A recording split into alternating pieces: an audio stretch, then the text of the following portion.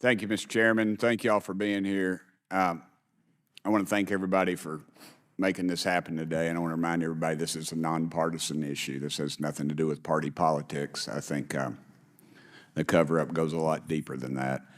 I also want to thank my colleagues, Representative Anna Paulina Luna, sitting beside me here, Jared Moskowitz, my friend across the aisle, has an incredible mind, and I'm anxious to hear his questions, my buddy Eric Burleson, and it's not in my notes here, but Matt Gates. If it hadn't been for Matt Gates, myself, him, and Luna would still be down at Eglin Air Force Base trying to get some answers.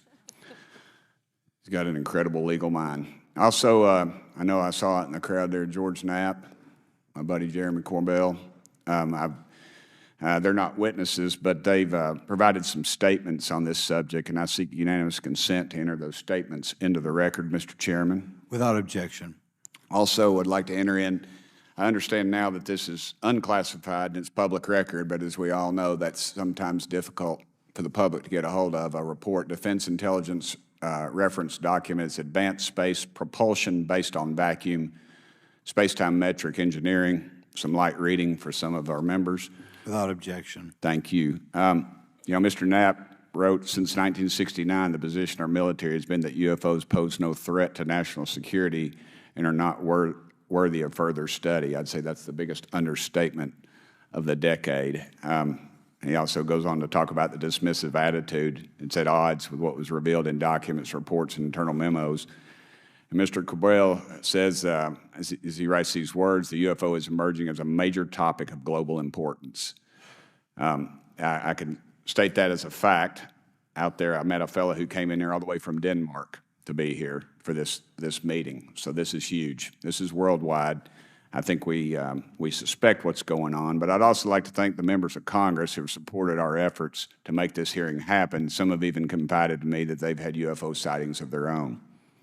Those members, of course, some of them wish to remain anonymous, and I'll keep it that way. But also, finally, I'd like to thank these three brave witnesses here. They took an oath.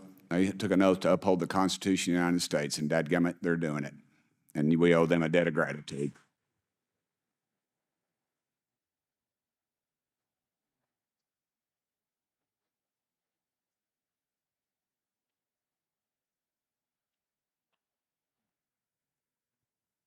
Y'all quit clapping. You're cutting in on my time. Just kidding. These folks, they've got nothing to gain from this, and I think you're going to find out that they've endured quite a few slings and arrows. We need to remember them in our prayers and their families. And I'm thankful to them for their honest testimonies. They have done interviews and appeared in documentaries like Accidental Truth to get their stories out there, and now they are all here to testify under oath for Congress. It's been so difficult to get here today. I've said, in the Baptist church, we'd say that the devil's in our way, and the devil has been in our way through this thing. We've run into roadblocks from members, from the intelligence community, the Pentagon. I proposed legislation to go in the FAA reauthorization that just said if an airline pilot has a sighting, that when he makes that report to the FAA, that it would come to Congress. But I was told that the intelligence community did not like that, and the amendment was not even heard in committee. I think it's time for this country to take back our country. We need to tell the folks at the Pentagon they work for us. Dadgummit, we don't work for them. And that's exactly the point. This is an issue of government transparency. We can't trust a government that does not trust its people. We're not bringing little green men or flying saucers into the hearing. Sorry to disappoint about half y'all. We're just going to get to the facts.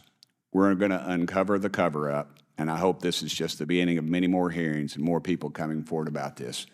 And I yield back the remainder of my time. I think, is it to Representative Luna, Mr. Chairman, or is that?